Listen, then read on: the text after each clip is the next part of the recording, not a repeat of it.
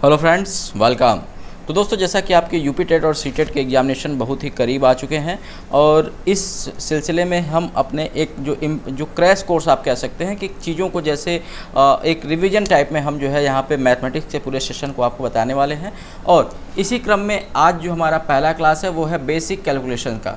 Basic calculations इसलिए important होते हैं, बहुत सारे लोग इसको स्किप कर जाते हैं, कहते हैं कि इसको बताने की कोई ज़रूरत नहीं होती है, परंतु मेरा मानना है कि अगर आप किसी चीज़ को बता रहे हैं तो एकदम बेसिक से पढ़ाएं तो ज़रूरी अच्छा रहता है। बेसिक कैलकुलेशन इस नाते ज़रूरी होते हैं दोस्तों, क्योंकि आप किसी भी पूरे मैथमेटिक्स में किसी भी सेशन को लगा रहे हो, चाहे वो अर्थमेटिक्स हो, चाहे वो ज्योमेट्री हो, चाहे वो ट्रिग्नोमेट्री, किसी भी सेशन को आप लगा रहे होते हैं, वहाँ पे आपको ज़रूरी होता है कैलकुलेशन करना। और कैलकुलेशन अगर आप तेज़ी के साथ कर पाते, देखिए गुणा सब लोग कर पाते हैं, भाग सब लोग कर पाते हैं, सबको आता होगा, परंतु टाइम लिमिट एक बहुत ही बड़ी चीज़ होती है कि अगर आप एक टाइम लिमिट में कर पाते हैं तो आप ज़्यादा से ज़्यादा क्वेश्चंस को टच कर पाएंगे, ज़्यादा से ज़्यादा क्वेश्चंस को अटेम्प्ट कर पाएंगे और अपने ज़्यादा से ज़्यादा मार्क्स सुनिश्चित कर पाएंगे। इस कारण से अब आगे से आपको जैसे चीज़ें बताई जा रही हैं उस प्रकार से आप चीज़ों को देखिए और करने का प्रयास कीजिए, अपने जीवन में उसको ढालने का प्रयास कीजिए और तेज़ी के साथ आप कैलकुलेशंस को करने का प्रयास कीजिएगा।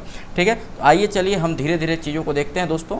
तो कई सारे लोग जो ये मानते हैं, सबसे पहले मैं बता दूं कि भाई इसको बताने की कोई ज़रूरत नहीं है या फिर ये फालतू चीज़ बता रहे हैं। तो मैं बता दूं, देखिए ऊपर के लेवल को पढ़ा लेना बड़ा ही आसान होता है। जो बच्चा एक ऊपरी लेवल पे है उसको पढ़ाना हो तो पढ़ा लेंगे, आप सब लोग पढ़ा लेंगे, ठीक है। लेकिन एक नीचे वाले बंदे को जब हम पढ़ा करके ऊपर तक ले जाते हैं और उस लेवल तक पहुंचा देते हैं, तब हम वास्तविक में टीचर कहे जाएंगे, ठीक है। जो एकदम मान चुका है कि मुझे कुछ नहीं आता है, इसमें बहुत मैं वीक हूँ, अगर वो भी कहने लगे कि हाँ भाई मुझे समझ में आया, तब माना जाता है कि भाई या हमने कुछ बताया है और हमने कुछ मेहनत किया।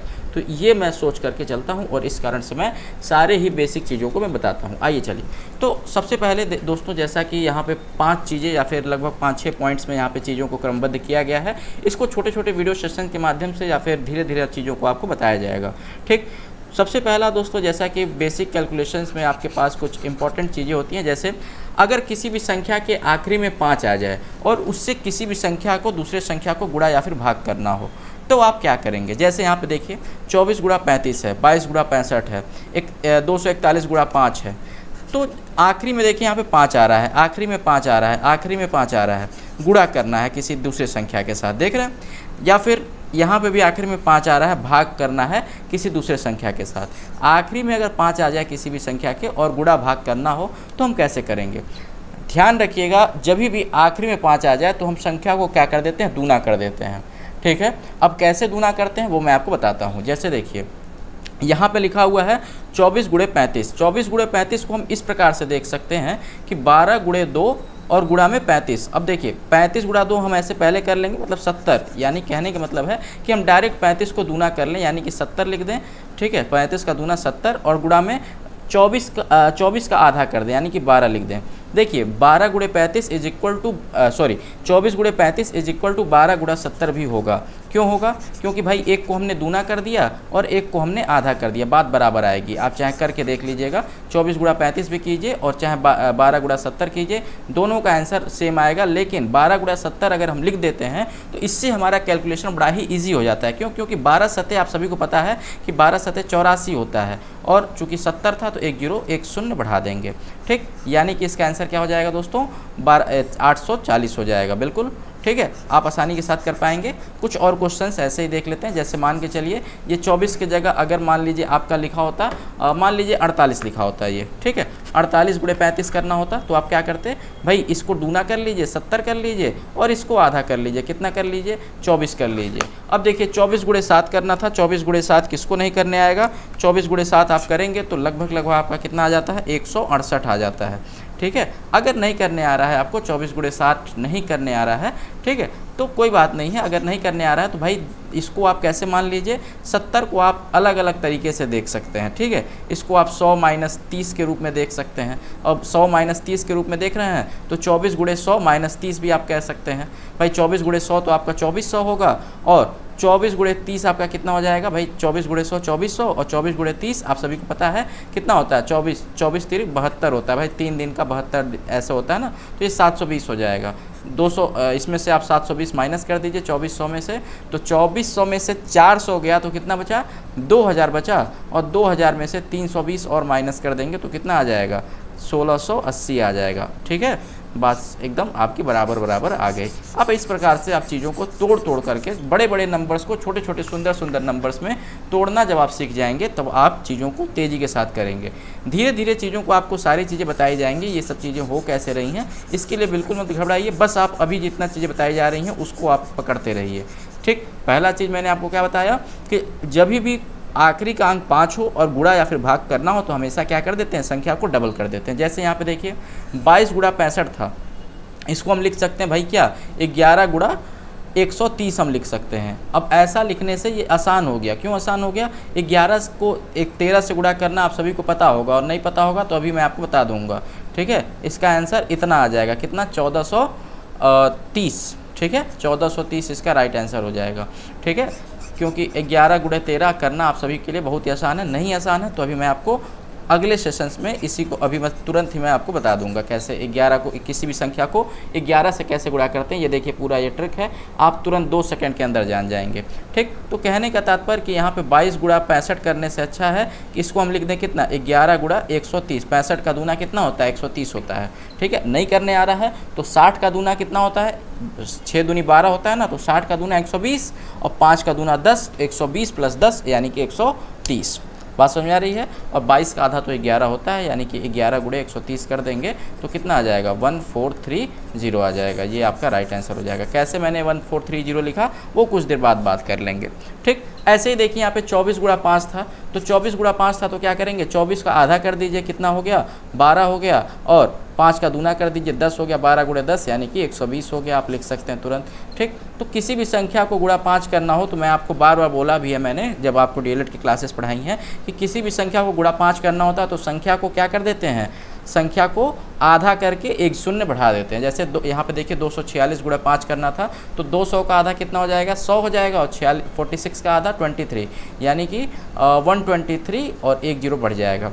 ठीक, इतना आपका राइट आंसर हो जाएगा। मतलब 246 का आधा 123 और 1 शून्य बढ़ा दीजिए। ठीक, वही चीज़ है, बात वही है। अगर आपको नहीं समझ में आ रहा है तो आप वही कर सकते हैं भाई, इसको दूना कर दीजिए, कितना हो गया 5 का दूना 10 हो गया, और 246 का आधा कर दीजिए, कितना हो जाएगा 123 हो जाएगा ना, 123। तो 123 गुणा 10 तो कितना आ गया 1230 आ गया, वही चीज़ आया।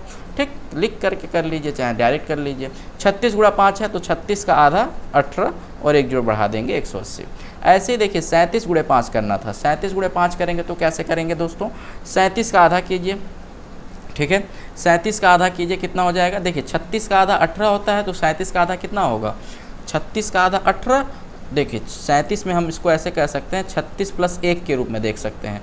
36 का आधा तो 18 हो गया, और 1 का आधा कितना हो जाएगा 0.5 हो जाएगा, यानी कि 18.5 हो गया, और गुणा में 10 कर देना था। चूँकि आप देख रहे हैं कि आधा करके और गुणा 10 कर दे रहे हैं हम। ठीक, आधा हमने कर लिया, गुणा 10 करेंगे तो 18.5 गुणा 10 कितना हो जाएगा 185 आपका राइट आंसर हो जाएगा। तो आप इस प्रकार से 2 सेकंड के अंदर किसी भी संख्या को आप कर सकते हैं। बाकी का ये सारे मैंने आपको बता दिए, आप आगे के ये सारी चीज़ें अपने से, जैसे ये वाला देखिए एक और मैं बता देता हूँ। 241 था, 241 गुणा 5 करना था तो क्या करेंगे भाई 5 को 10 बना देंगे, दूना कर दिए, और 241 को आधा कर दीजिए। 241 का आधा कितना होगा 200 का आधा 100, और 41 का आधा कितना होगा भाई देखिए 40 प्लस 1 के रूप में देख लीजिए। 40 का आधा कितना 20, और 1 का आधा कितना 0.5 यानी कि 20.5, यानी कि 100 प्लस 20.5 यानी कि 120.5, और गुणा में 10 यानी कि कितना हो जाएगा, इतना हो जाएगा। यही आपका आंसर हो जाएगा 1205, यही आपका राइट आंसर हो जाएगा। ठीक है, फिर से एक बार बता दें, देखिए कुछ नहीं करना था, फिर से एक बार देख लीजिए मैंने किया क्या।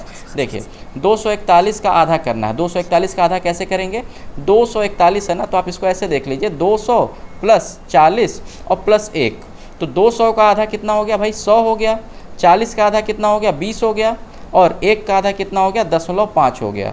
ठीक, तो 100 प्लस 20 प्लस 0.5 कितना हो जाएगा, 100 प्लस 20 120, और प्लस 0.5 यानी कि 120.5, और इसको क्या करना होगा, इसका दूना करना होगा, यानी कि गुणा 10 करना। भाई इसको आधा कर दिए तो इसका दूना कर दिए।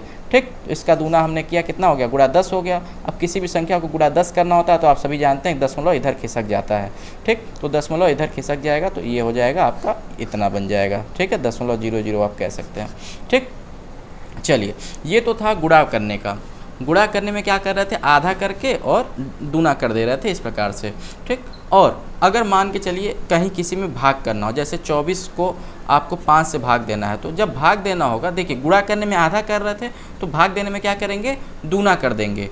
ठीक है, आधा करके क्या कर रहे थे, गुणा 10 कर रहे थे ना, तो यहाँ पे क्या करेंगे, दूना करके भागा 10 कर देंगे। भाई 24 का दूना कितना होता है, 48 होता है, और इसको 10 से भाग दे देंगे तो कितना हो जाएगा, 4.8 हो जाएगा। तो सिंपल से आप कह सकते हैं कि दूना करके और एक के बाद दशमलव लगा देंगे। ठीक, अच्छा इसी प्रकार से दोस्तों आप ध्यान दीजिएगा कि अगर किसी संख्या को 50 से भी गुणा करना हो, मान लीजिए 37 गुणा 50 करना होता, तो भाई 5 से गुणा किए तो इतना आया है, जब 50 से गुणा करते तो एक शून्य और बढ़ जाता, 500 से करना होता तो एक शून्य और बढ़ जाता, 5000 से करना होता तो एक शून्य और बढ़ जाता, मतलब शून्य बढ़ता चला जाता, इसमें कोई दिक्कत नहीं था। मान लीजिए 50 से करना होता तो एक शून्य और बढ़ जाता, बात समझ में आ रही है। 500 से करना होता तो 2 शून्य बढ़ जाता, इस प्रकार से आप कर सकते थे। ठीक, 5 के आगे कितना भी शून्य हो आप आसानी के साथ उसका गुणा भाग कर सकते हैं। बात समझ में आ रही है। देखिए 24 को 5 से भाग करना था तो क्या करेंगे, कुछ नहीं करेंगे, 24 का दूना कर दीजिए 48 और एक डिजिट के बाद पॉइंट लगा दीजिए। इसी प्रकार से 46 को 5 से करना था, 46 का दूना कर दीजिए, कितना होता है, 92 होता है, आप सभी को पता है 92 होता है, और एक के बाद पॉइंट लगा दीजिए, 9.2 होगा। कैसे मैं इसको कर रहा हूँ, देखिए हम कुछ नहीं कर रहे हैं भाई, 46 बटा में 5 था ना, 46 को ऐसे आप लिख दीजिए, 46 डिवाइडेड बाई 5 था, तो 5 को हम क्या लिख सकते हैं भाई, 10 बटा में 2 लिख सकते हैं। ठीक, 10 बटा में 2 लिख सकते हैं कि नहीं, 5 को हम 10 बटा में 2 लिख सकते हैं। ठीक, अब देखिए ये जो डिवाइडेड बाई 2 था, या फिर इसको देखिए यहाँ चूँकि डिवाइड का साइन था, तो जानते हैं जब गुणा होता है तो ये पलट जाता है, ये 2/10 ऐसे हो जाएगा। बात समझ में आ रही। और 46 गुणा 2 हमने पहले कर लिया, कितना हो गया, 92 हो गया, और बटा में 10 जब हमने किया तो क्या हो गया, पॉइंट लग गया, यानी कि वही चीज़ हमने मन में कर लिया कि गुणा 2 करके और बटा में 10 कर देना होता है। ठीक, वैसे ही 75 को डिवाइड बाई 5 करना हुआ तो क्या करेंगे दोस्तों, कुछ नहीं करना है, 75 का गुणा 2 कर लीजिए, कितना होता है, 150 होगा, और दशमलव एक डिजिट के बाद दशमलव लगा दीजिए, यानी कि आपका कितना हो जाएगा, यानी कि आपका ये कितना हो जाएगा दोस्तों, 15 हो जाएगा, मतलब एक के बाद पॉइंट लगा दिए हैं तो ये 15 हो जाएगा। ठीक, 75, 15 × 75 होता है, आप सभी को पता भी है। ऐसे ही 37 बटा 5 करना था, 37 बटा में 5 करना, तो 37 का दूना कर दीजिए। नहीं करने आ रहा कोई बात नहीं है, 30 का दूना तो करने आता है ना, 30 का दूना कितना होता है, 60 होता है, और 7 का दूना भी करने आता है, 7 का दूना 14, 60 + 14 74। ठीक है, 60 + 14, भाई 30 का दूना 60 और 7 का दूना 14, 60 + 14, एक हाथ पे 60 एक हाथ पे 14। ठीक है, तो 60 रुपया इस हाथ में, इस हाथ में 14 रुपया, दोनों मिला कितना, 74 रुपया। और 74 रुपया को क्या करना है, 74 लिख देना है और एक के बाद दशमलव लगा देना है, 7.4 इसका राइट आंसर हो जाएगा। बिल्कुल समझ में आ गया होगा आप सभी के। ये देखिए किसी भी संख्या के आखिरी में 5 हुआ, जैसे यहाँ पे 35 से डिवाइड करना था तो कैसे करेंगे, कुछ नहीं करना है भाई, इसको आप कुछ नहीं 280 बटा 35 लिख दीजिए। जब भी आखिरी में 5 आ जाए तो गुणा 2 करना का मैंने आपको बताया है, ऊपर नीचे गुणा 2 कर दीजिए। ऐसा करने से क्या हो गया, ये आपका बन गया नीचे 70 और ऊपर क्या बन गया भाई 280 गुणा में 2। अब आप जानते हैं भाई 70, यहाँ पे आप 1 0 से 1 शून्य काट सकते हैं, और 7 चौको होता है, आप सभी जानते हैं 7 4 = 28 होता है, और 4 2 = 8 आपका, यानी कि 8 इसका राइट आंसर आ जाएगा। देखिए ऐसा लिखने से कितना आसान हो गया चीज़ें, एक बार मैं आपको एक बार और करके बता देता हूँ। देखिए क्या लिखा हुआ था, 280 बटा में 35 था ना, मैंने क्या कहा कि जब भी आखिरी में 5 आ जाए तो गुणा 2 करना होता है। भाई आखिरी में 5 आया, गुणा 2, ऊपर नीचे गुणा 2, नीचे गुणा 2 किया तो ऊपर भी गुणा 2 करना पड़ेगा। ठीक, ऐसे हमने लिख लिया। नीचे क्या बन गया, ये 70 बन गया, ऊपर क्या बन गया 280 गुणा 2, इसको ऐसे ही रहने दिया जाए। ठीक है, 1 0 से 1 शून्य काट सकते हैं, और 7 चौको 84 होता है, सॉरी 7 चौक 28 होता है, 28 गुणा 2 मतलब 28 चौको होता है ना, 4 गुणा 2 कितना हो गया, 8 हो गया, वही मैंने ऊपर यहाँ पे लिख दिया है। ठीक, तो इसका राइट आंसर 2 सेकंड के अंदर आप निकाल सकते थे कि 8 आएगा। ठीक, दिमाग में आप इसको लगा सकते थे। चलिए नेक्स्ट ऐसे देखिए, 780 को किया हुआ है 65 से भाग, तो आप कुछ नहीं करेंगे, 780 लिख दीजिए, नीचे 65 लिख दीजिए, गुणा 2 ऊपर नीचे कर दीजिए। ठीक, तो जैसे ही आप नीचे 65 गुणा 2 करते हैं तो ये क्या बन जाता है, 130 बन जाता है। अब आपके लिए क्वेश्चन देखिए कितना आसान हो जाता है, 780 गुणा 2 था। ठीक, तो 100 नीचे कितना था, 130 था। अब आप देखिए कितना आसान बन गया, देख रहे हैं आप सभी। देखिए नीचे क्या था, 78 था ना, आप सभी जानते हैं कि 13 के टेबल में कितने बार में आता है, 6 बार में आता है। ठीक, 13 छक 78 होता है, तो ये 6 बार में जाएगा और 6 गुणे 2 कितना हो जाएगा 12 हो जाएगा। यानी कि इस क्वेश्चन का राइट आंसर आपका कितना आ जाएगा 12 आ गया। 2 सेकंड के अंदर आप चीज़ों को कैलकुलेट कर सकते थे, आपको बिल्कुल भी टाइम नहीं लगना था। तो जब भी आखिरी में 5 आ जाए क्या करना होता है, गुणा 2 करना होता है, ऊपर नीचे हर साइड, ठीक है, जहाँ पे भी आपको आखिरी में 5 आ जाए। ठीक, अब देखिए, अब बात आती है 11 से गुणा हम कैसे करें किसी संख्या का। 11 से गुणा 2 सेकंड के अंदर कैसे किया जाए, चलिए कैसे किया जाए, कुछ नहीं करना होता है भाई। जैसे देखिए 24 गुणा 11 करना है, कुछ मत कीजिए, 24 का 4 पीछे लिख लीजिए, 2 आगे लिख लीजिए और बीच में क्या कीजिए, इन दोनों को जोड़ करके लिख दीजिए। 24 का 4 + 2 कितना हो गया, दोनों ही अंकों का योग कर दीजिए, 4 + 2 कितना हो गया 6 हो गया ना, बीच में लिख दीजिए, यानी कि कितना आंसर हो गया 264 है, ये आपका राइट आंसर हो गया। ठीक, ऐसे ही देखिए 45 गुणा 11 करना है, तो 5 पीछे लिख दीजिए, 4 आगे लिख दीजिए और बीच में 5 + 4 करके कितना आ गया 9 आ गया, यहाँ पे लिख दीजिए। ठीक, ये आपका राइट आंसर हो गया। नेक्स्ट क्वेश्चन देखिए, 42 था, 82 था, 82 इंटू 11 करना था, तो 2 पीछे लिख दीजिए, 8 आगे लिख दीजिए और बीच में 8 + 2 10 होता है, 10 का 0 हम लिखेंगे और एक कैरी चला जाएगा, एक हमारा कैरी चला जाएगा, तो इस 8 को क्या बना देगा 9 बना देगा। बात समझ में आ रही है भाई, एक ही अंक में लिखना है, याद रखिएगा एक ही अंक में लिखना है। ठीक, तो 0 ही हो जाएगा और एक आगे चला जाएगा।